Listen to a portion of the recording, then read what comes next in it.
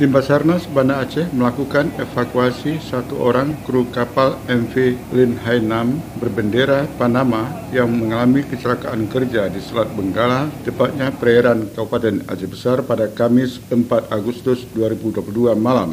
Korban yang dievakuasi bernama Ri Wencai, umur 39 tahun, kewarganegaraan Cina. Kondisi mengalami luka robek lebih kurang 12 cm di perut saat sedang berlayar dari Singapura tujuan Angola. Kepala Basarnas Banda Aceh, Ibnu Haris Al-Husain, menjelaskan korban dievakuasi dari kapal kargo menggunakan KN SAR Kresna titik Manefek jarak 7,46 nm radial 338,40 derajat.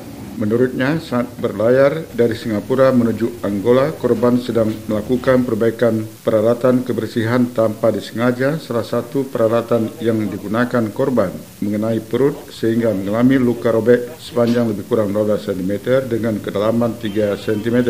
Selanjutnya, kata Ibnu Haris, kapten kapal melaporkan kejadian tersebut kepada agen PT Syekh Asih Len dan diteruskan ke Basarnas Banda Aceh. Pada pukul 22.30 waktu Indonesia Barat, tim rescue Basarnas Banda Aceh bersama unsur terkait bergerak ke titik intercept menggunakan KN SAR Kresna 232 untuk melakukan evakuasi medis terhadap korban.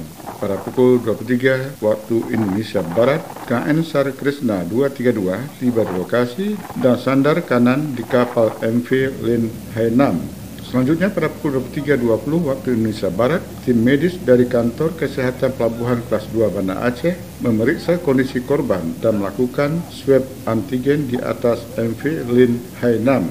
Pukul 00.45 waktu Indonesia Barat, setelah dinyatakan aman oleh tim medis, tim rescue Basarnas Banda Aceh langsung mengevakuasi korban menggunakan tandu ke atas kapal KN SAR Kresna 232. Berikutnya, pukul 1 waktu Indonesia Barat, KN SAR Kresna 232 membawa korban menuju Pelabuhan Ulele Banda Aceh.